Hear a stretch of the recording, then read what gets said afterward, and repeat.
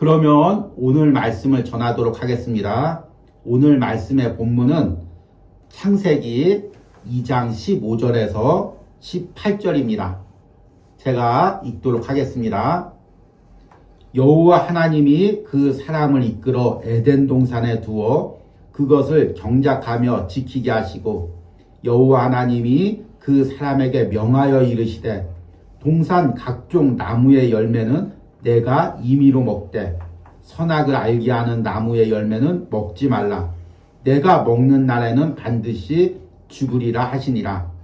여호와 하나님이 이르시되 사람이 혼자 사는 것이 좋지 아니하니 내가 그를 위하여 돕는 배필을 지으리라 하시니라. 아멘. 5월 달에는 이제 가정에 대한 말씀을 전하고 있습니다. 주제가 가정 안의 관계의 회복입니다. 그래서 아버지와의 관계가 얼마나 중요한지, 어머니와의 관계가 또 얼마나 중요한지를 2주 동안 전했고, 오늘은 이제 마지막으로 가정 안에 깨어진 관계 회복이라는 제목으로 이제 이 말씀을 좀 정리하려고 합니다. 원래는 이제 5월 한 달 내내 전해야 되지만 여기에 이 요한복음과 관련돼서 또 다음 주부터 말씀을 전해야 되기 때문에 이 가정에 대한 이제 말씀을 3주로 요약해서 여러분들에게 이제 전해드렸습니다. 특별히 이번 가정의 달 이제 설교의 핵심은 가정 안에 깨어진 관계 회복입니다. 우리 안에 또 가정 안에서 깨어진 관계들이 있었다면 이번에 말씀을 잘 듣고 하나님의 은혜로, 성령의 은혜로 회복되기를 기도하시는 은혜가 있길 바랍니다. 제가 신대원 다닐 때 친하게 지냈던 한 형이 있습니다. 이분이 이제 전도사 사역을 할 때죠. 그래서 이제 그동안 이제 어떻게 살아왔는지, 어떻게 신학대학원을 오게 되었는지, 또 어떤 사역을 하고 있는지 나누는 시간이 있었습니다. 그런데 이 형은 이제 좀 나이가 들어서 신대원에 들어가고 또 사역을 시작했습니다. 그 전에는 이제 좋은 직장을 다니고 있었습니다. 그런데 어느 순간부터 이 사람과의 관계에서 굉장히 스트레스를 많이 받고 마음이 답답하고 또 이제 숨쉬기가 어려워졌습니다. 그래서 직장을 하루 이틀 빠지고 결국에 직장을 퇴사하고 집에서 지내게 되었습니다. 그러니까 아내가 이 남편에게 계속해서 언제까지 이러고 있을 거야? 얼른 직장 나가야지. 다른 직장 알아봐야지. 계속 이야기를 하는 것입니다. 그런데 이 남편은 마음이 회복되지도 않고 몸이 회복되지도 않은 것입니다. 그래서 그럴 때마다 이 아내에게 부탁을 했습니다. 조금만 기다려줘. 내가 이렇게 회복을 조금만 되면은 이제 나가서 일도 하고 또 가장 역할도 잘할 테니까 조금만 기다려줘. 이렇게 얘기를 했습니다. 그때만 해도 이제 어떤 마음의 질병들에 대한 이해와 치료적인 그런 것들이 알려지지 않은 시기였기 때문에 지금이라면 이제 충분히 이제 치료할 수가 있고 약도 먹을 수가 있지만 그 당시엔 이게 꼭 꾀병처럼 보이는 것입니다. 그래서 아내가 계속해서 일하기 싫은 줄 알고 계속해서 잔소리를 하는 것입니다. 그래도 이제 남편이 직장을 나가지 않자 이제 얼마 지난 다음부터는 이혼 서류를 갖고 오는 것입니다. 이렇게 하려면 여기다가 도장을 찍으라. 계속해서 이혼 서류를 내미는 것입니다.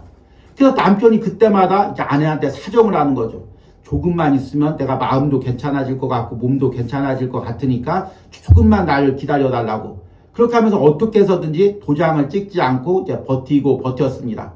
그래서 본인도 이제 참을 수가 없어서 교회에 나가서 예배 중에서 부흥 집회에 참여했는데 그 순간에 성령의 은혜가 강하게 역사하셨습니다. 그랬더니 마음에 답답한 것도 치료가 되고 몸도 건강해지고 그래서 은혜를 받고 주의 일을 하다가 신대원에 입학을 하게 되고 전도사 사역을 하게 되었습니다.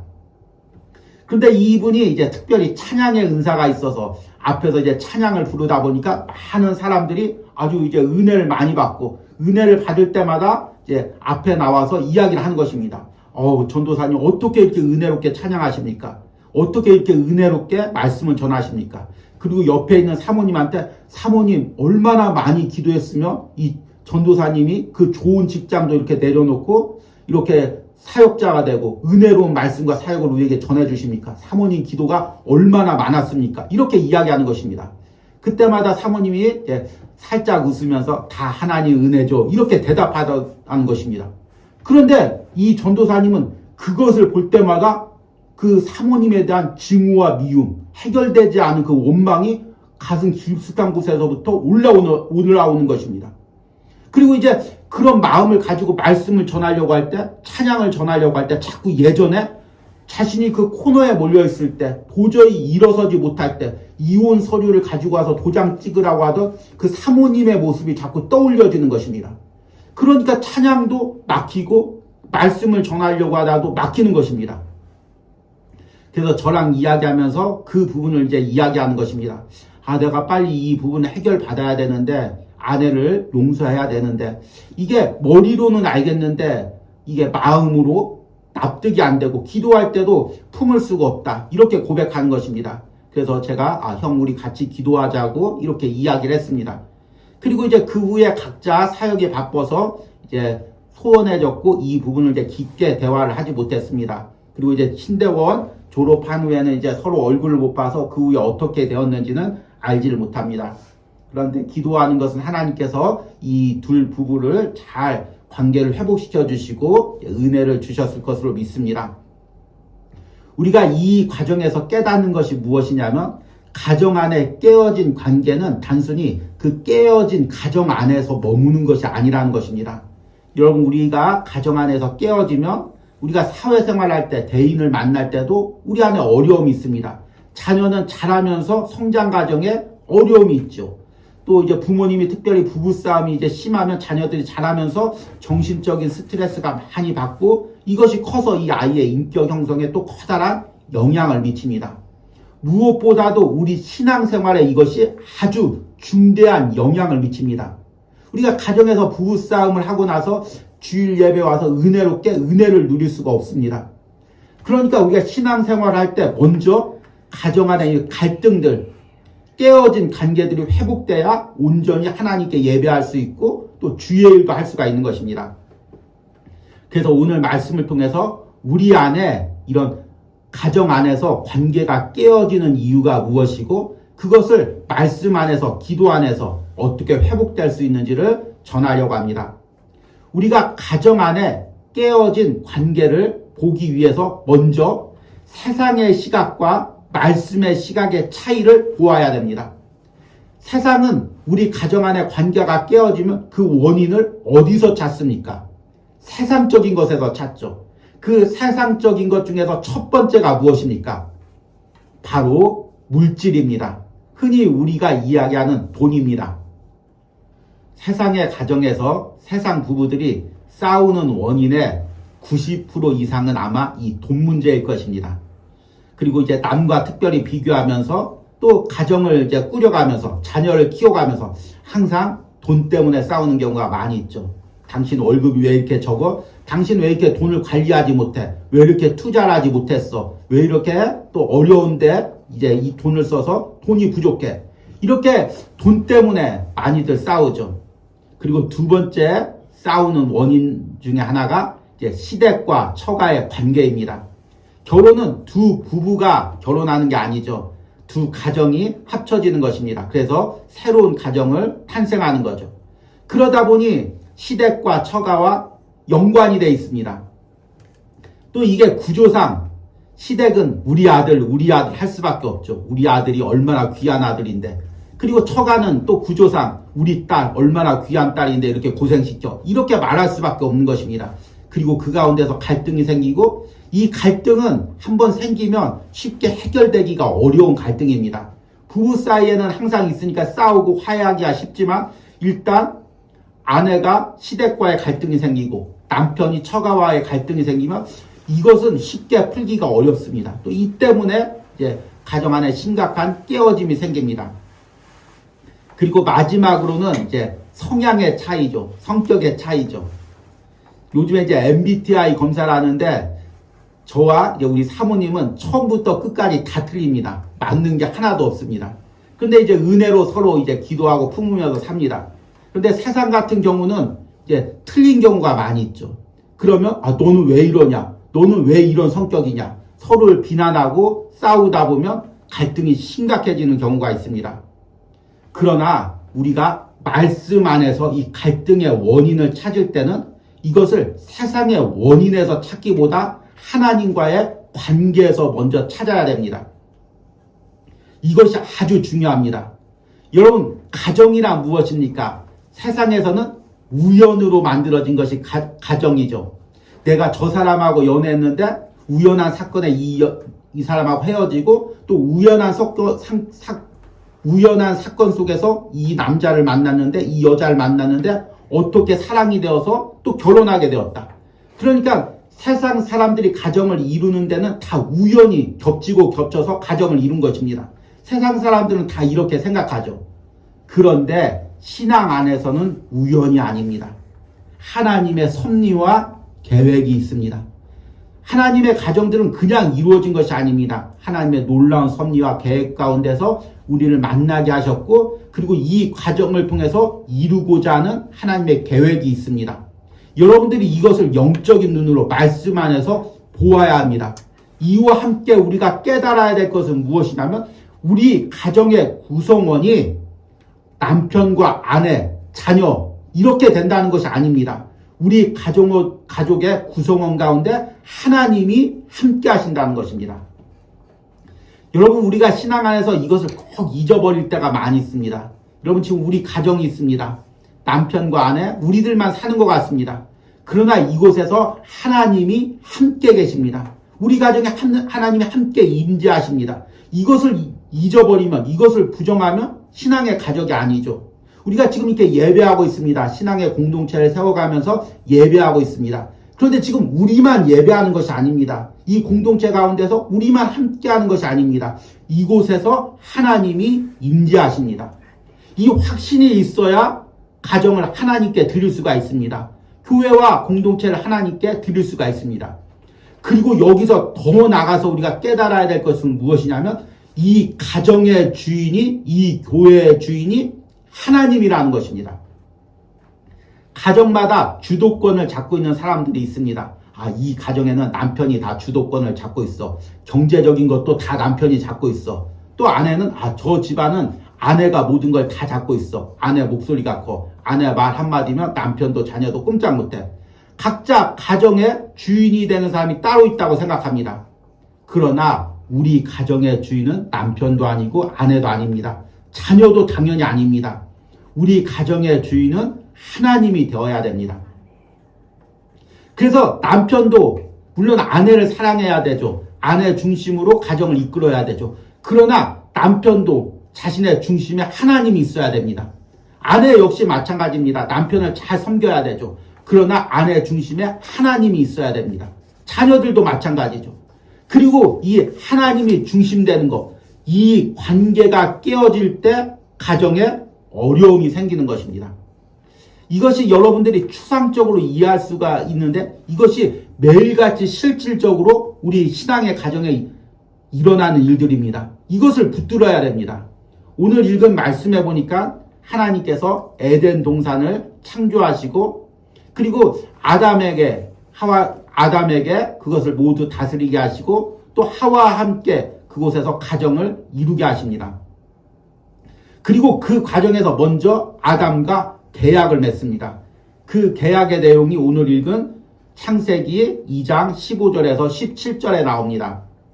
여호와 하나님이 그 사람을 이끌어 에덴 동산에 두어 그것을 경작하며 지키게 하시고 여호와 하나님이 그 사람에게 명하여 이르시되 동산 각종 나무의 열매는 내가 임의로 먹되 선악을 알게 하는 나무의 열매는 먹지 말라.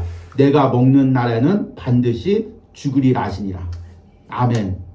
하나님께서 아담과 하와에게 가정을 이루기 전에 먼저 아담과 계약을 맺으신 것입니다. 너는 이제 에덴 동산을 네가 다스리고 또 여기서 가정을 이룰 텐데 너는 이 선악과를 먹지 말라. 이 선악과가 중요한 것이 아니라 하나님과의 약속 가운데, 계약 가운데 살아라. 그리고 너의 중심이 그 하나님이 되어야 된다. 너의 주인이 하나님이 되어야 된다. 네가 이루는 가정의 주인이 하나님이 되어야 된다. 선악과는 무엇이냐면 내가 하나님의 명령을 지키는지, 하나님과의 관계가 어떻게 되어 있는지, 내 삶에 하나님이 주인이 되시는지 보여주는 눈에 보이는 증거일 뿐입니다. 중요한 건 무엇이냐면 하나님과의 관계입니다. 그리고 나서 하나님이 18절에 여호와 하나님이 이르시되 사람이 혼자 사는 것이 좋지 아니하니 내가 그를 위하여 돕는 배필을 지으리라 하시니라. 그러니까 먼저 하나님이 아담과 약속을 맺으시고 그 아담의 삶에 하나님이 중심이 되시고 그 다음에 하나님께서 에덴 동산에서 가정을 이루어 주시는 것입니다. 그리고 당연히 아담이 자신이 하나님과 맺은 계약을 하와에게도 알려주었고 그 가정에도 알려주었을 것입니다. 그래서 그 가정은 하나님 중심적으로 에덴 동산에서 세워져 가는 것입니다. 그런데 이제 아담과 하와가 선악과를 먹으면서부터 그 가정의 주인이 하나님이 아니라 사람이 되는 것입니다. 하와가 왜 선악과를 먹었습니까? 그 원인이 무엇이냐면 하나님처럼 되려고. 그리고 아담 역시 그 하와의 그 요청에 하나님과의 명령을 어기고 아내의 명령을, 아내와의 관계를 먼저 우선시하면서 선악과를 먹게 되었습니다. 그때부터 하나님과의 관계가 깨어지고 그 가정에 하나님이 중심에서 주인 자리에서 내려오면서 모든 것이 깨어진 것입니다. 이것이 지금 우리 가정에도 그대로 작용이 되는 것입니다. 여러분, 우리는 가정 안에 갈등이 있을 때, 깨어짐이 있을 때 원인을 어디서 찾습니까? 앞에서 이야기한 세상 것에서 찾습니다. 돈만 있으면, 우리 시댁만 없어지면, 우리 처갓집만 없어지면, 저 간섭하는 시어머니만 없어지면, 옆에 있는 시누이만 없어지면 사람에게서 찾을 때가 있죠. 또 성격에서도 찾습니다. 저 사람 저 성격만 고치면 우리가 행복할 텐데 계속해서 우리는 갈등의 원인을 사람이나 눈에 보이는 것에서 찾습니다. 그러나 여러분, 이 시간에 아주 중요한 말씀을 여러분들에게 전합니다. 먼저 하나님과 나와의 관계를 살펴보시기 바랍니다. 지금 내 마음에서, 내 삶에서 하나님이 주인이 되셨습니까? 하나님이 중심이 되셨습니까? 우리 가정의 주인이 하나님이십니까? 그렇다면 여러분들 이 가정이 행복할 것입니다. 은혜 가운데 걸어갈 거죠. 그러나 만약에 그 주인이 하나님이 아니고 내가 된다면, 또 다른 것이 된다면 이 가정은 깨어지고 무너질 수밖에 없습니다. 이 말씀을 은혜롭게 듣는 분도 있겠지만 어떤 분은 비판적으로 들을 수도 있습니다. 그거는 목사님 생각이죠. 실제로 가정을 살아보십시오. 그게 그렇게 이론처럼 됩니까? 말씀처럼 됩니까? 가정이 얼마나 복잡한 게 많고 현실적인 것이 많은데 그렇게 뜬구름 잡는 이야기를 하십니까? 이렇게 말할 수도 있습니다. 그러나 이것은 실질적으로 제가 또 우리 가정이 겪은 또 과정이고 또 제가 깨달은 과정이고 제가 은혜 받은 과정입니다. 제가 이제 맨 처음에 이 온유하우스에 올 때 사역을 하다가 갑자기 새로운 곳으로 옮기게 되었습니다. 그런데 때마침 그때가 언제냐면 여러분들이 기억할지 모르겠지만 갑자기 이제 전국의 아파트 값이 막 오르기 시작한 것입니다. 그리고 나서 덩달아 전세값이 오르게 된 것입니다. 그래서 정부에서 위기감을 느끼고 모든 은행들에게 지시를 해서 대출금을 다 막아버린 것입니다. 그래서 우리가 이제 교회 사택을 살다가 갑자기 이제 집을 얻어야 되는데 이건 가진 물질도 없고 어디서 대출을 얻을 데도 없는 것입니다. 그래서 여기저기 이제 살 곳을 이제 찾으러 거의 10곳 이상을 여러 곳을 이제 나와 아내랑 함께 돌아보게 되었습니다. 아침에 나갈 때는 기도하면서 나갑니다. 하나님, 오늘 우리가 살 곳을 정하게 해주십시오. 그리고 나서 이제 하루에 한 3-4곳을 보죠. 여기 보고 저기 보고 싼 가격이 내려갔다는 곳을 찾아가 보고. 그래도 도저히 우리가 갈 수가 없습니다. 들어올 때면 낙심해서 들어옵니다. 그러다가 이제 하나님 은혜로 이 온유하우스라는 곳을 우리가 이제 들어오게 되었습니다. 참 하나님 은혜죠. 그런데 이곳이 이제 2년 동안 비어져 있었던 곳이죠. 그러다 보니까 저와 아내가 이제 한 달 가까이 이곳을 이제 수리를 했습니다. 곰팡이 같은 것도 다 제거하고 이제 여러 가지 아내와 제가 이제 육체적으로 일하고 또 다행히 또 돕는 분들이 옆에 있어서 같이 도와가면서 이 지하실 공간을 우리의 거처로 꾸몄습니다. 그리고 이제 한쪽에서는 이제 우리가 아내와 저와 또 우리 아이가 함께 생활하고 한쪽에서는 이제 예배를 했습니다. 세상 사람들의 눈에 보기에는 너무 초라하죠. 무엇보다도 이제 물질적인 수입이 전혀 없는 상황입니다.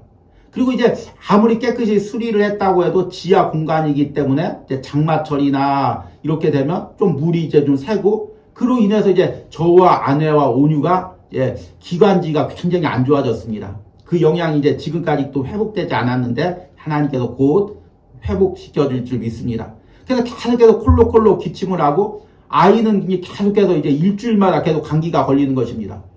그러니 세상 가정을 보십시오. 세상 가정이라면 깨어지기 딱 좋은 가정입니다.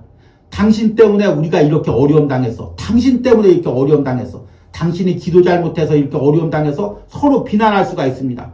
어떻게 돈이라도 벌어와봐 서로 또 책임을 떠밀 수도 있습니다. 그런데 사모님은 아침부터 일어나면 기도하고 또 저녁에 기도하고 저는 그곳에서도 계속 말씀을 묵상하고 영상으로 매일같이 묵상을 전하고 이렇게 우리가 하루하루를 기도하고 또 둘 다 마음이 무너졌을 때는 같이 손잡고 서로의 그 마음의 연약한 부분들을 고백하면서 하나님께 기도했습니다. 철저하게 그 과정에서 하나님이 이 가정의 주인이 되주셨습니다. 온유하우스의 주인이 되주셨습니다. 만약 하나님이 그때 우리 가정의 이 온유하우스의 주인이 되주시지 않았다면 충분히 세상 사람들처럼 갈등하고 또 깨어질 수도 있었습니다. 그런데 하나님께서 이곳에 은혜를 주셨습니다. 하나님이 주인 되주셨습니다. 그래서 그때 하나님이 우리 부부에게 주신 은혜가 무엇이냐면 서로를 너무 긍휼히 여기는 것입니다. 사모님은 항상 저에게 그동안 사역하면서 너무 영육간에 힘들었는데 이곳에서 쉼을 누리고 회복을 누리고 또 더 깊은 은혜의 말씀을 전하자고 계속해서 저를 이제 힘을 주는 것입니다. 저 역시 사모님에게 나 때문에 또는 이 어려운 상황 때문에 너무 고생한다고 우리 같이 기도하자고 계속해서 위로를 저는 아내에게 해주었습니다. 또 우리 온유에게도 계속 소망을 주면서 하나님이 지금 우리를 너무 기뻐하신다. 우리가 이렇게 가족끼리 예배하지만 하나님이 이 예배를 받으신다. 계속해서 소망을 주었습니다. 그리고 하나님이 매 순간 우리 가정과 온유하우스에 은혜를 주셨습니다. 하나님이 주인 되어 주셔서 이 모든 것들을 감당할 수가 있었습니다. 여러분 세상에서도 이런 어려운 일을 당할 수가 있습니다. 여러분 가정도 갑자기 이제 어려움을 당해서 좋은 집에서 또 낮은 집으로 내려갈 수가 있고 좁은 집으로 내려갈 수가 있고 남편이 퇴사를 할 수도 있고 또 남편이나 아내가 건강에 어려움을 느낄 수가 있습니다. 자녀가 또 어려움을 당할 수가 있죠. 그런데 그것이 문제가 아니라 그 과정에서 우리 가정의 주인이 하나님이냐 사람이냐 아니면 어떤 사건이냐 목표냐 이것이 결국 우리 가정을 지키느냐 지키지 않느냐 핵심적인 것이 된다는 것입니다. 여러분들 가정에 어떤 상황에서도 하나님이 주인이 되주시는 은혜가 있길 바랍니다. 그렇다면 이렇게 어려움 가운데 또 가정 안에서 관계가 깨어졌을 때 어떻게 회복되어야 됩니까? 첫 번째는 하나님과의 관계가 회복되어야 됩니다. 로마서 5장 1절 말씀을 보니까 그러므로 우리가 믿음으로 의롭다 하심을 받았으니 우리 주 예수 그리스도로 말미암아 하나님과 화평을 누리자. 우리 이제 지난번에 십자가 묵상을 하면서 계속 반복했던 말씀입니다. 우리 예수님께서 십자가에서 이루신 것은 하나님과의 화평입니다. 그리고 이렇게 하나님과 화평을 누리면 어떤 일이 발생하냐면 이웃과 가족과 화평을 누리게 됩니다. 에베소서 2장 13절 14절 말씀을 보니까 이제는 전에 멀리 있던 너희가 그리스도 예수 안에서 그리스도의 피로 가까워졌느니라. 그는 우리의 화평이신지라. 둘로 하나를 만드사 원수된 것 곧 중간에 막힌 담을 자기 육체로 허시고. 아멘. 우리가 이제 지난달에 묵상한 존 스토트의 그리스도의 십자가에 나오는 내용입니다. 십자가는 수직과 수평이 만나는 것입니다. 수직은 무엇입니까? 하나님과 나와의 관계입니다. 수평은 무엇입니까? 나와 가족과의 관계, 주변 사람과의 관계입니다. 그래서 십자가에서 내가 하나님과의 관계가 회복되면 주변 사람과의 관계도 회복되는 것입니다. 내 마음의 중심에 하나님이 주인이 되시면 또 주변 사람과의 모든 관계의 연약한 부분들도 회복되는 것입니다. 이 관계를 내 힘과 어떤 세상적인 것으로 해결하려고 하는 것이 아니라 하나님이 주인 돼 주시면서 해결하는 것입니다. 내가 하나님과의 화평을 누린 만큼 주변 사람과의 화평도 누릴 수가 있는 것입니다. 이런 은혜가 여러분들에게 있길 바랍니다. 두 번째는 내 안에 하나님 대신 삼고 있는 우상을 내려놔야 됩니다. 내 안에 주인되고 있는 것들을 내려놓아야 됩니다. 여러분, 내 안에 하나님이 주인되는 것 대신 무엇이 주인되고 있습니까? 돈이 혹시 주인이 됐습니까? 이 돈이 없으면 이 가정을 이끌어갈 수 없다고 생각합니까? 아니면 자녀가 주인이 되었습니까? 이 자녀를 키워서 좋은 대학교에 보내는 게 우리 가정의 목표라고 생각하십니까? 아니면 다른 것이 주인되고 있습니까? 그 주인된 것을 내려놓고 하나님이 이 가정의 주인이 되었을 때 깨어진 관계가 회복됩니다. 마지막은 무엇이냐면 내 안에 상처들을 돌아봐야 합니다. 참 이 부분은 짧게 제가 이야기하기는 어려운 부분이지만 오늘 시간 관계상 아주 짧게 이야기하자면 여러분들 안에 있는 상처들, 그것을 인간에게 해결받으려는 그 마음들, 다른 물질로 해결받으려는 마음들, 가정 안에서 해결받으려는 마음들을 내려놔야 됩니다. 이제 어린 시절 상처받고 사랑받지 못한 아내가 남자를 만나면 이렇게 생각하죠. 아, 저 남편을 만나서 저 남편이 나를 사랑해주면 내 마음의 모든 상처들이 해결되겠다. 또 이제 남자도 아, 내가 어머니한테 받지 못한 사랑, 저 아내 만나면 다 해결되겠다. 이렇게 상대를, 내 상처를 해결해주는 사람으로 만나는 경우가 있습니다. 물론 그렇게 해서 어느 정도 도움을 받을 수가 있죠. 그러나 사람 마음 안에 있는 상처는 사람으로 해결되지 않습니다. 돈으로 받은 상처는 돈으로 해결되지 않습니다. 세상에서는 어느 정도 가능하겠죠. 우리 안에 있는 상처들을 해결해 주실 분은 하나님밖에 없습니다. 하나님이 내 마음의 주인 되었을 때 우리 안에 모든 상처들이 해결되는 것입니다. 내가 상대를 통해서 이 상처를 해결받으려고 할 때 상대에게 미움만 생기죠. 나를 사랑해줘야 되는데, 나의 연약함을 이해해줘야 되는데, 감싸줘야 되는데 못해줘. 서운한 마음이 드는 것입니다. 그러나 여러분, 사람에게 이런 것들을 기대지 말고 하나님에게 가지고 나가시길 바랍니다. 그럴 때 남편에게, 아내에게, 또 자녀에게, 부모님에게 서운했던 모든 것들이 해결되는 은혜가 있을 줄 믿습니다.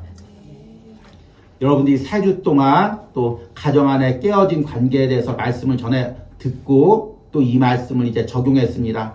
여러분들이 앞으로도 여러분 가정 안에 성령의 은혜로, 하나님의 은혜로 이 모든 것들이 은혜롭게 하나가 되는 역사들이 일어나기를 축복합니다.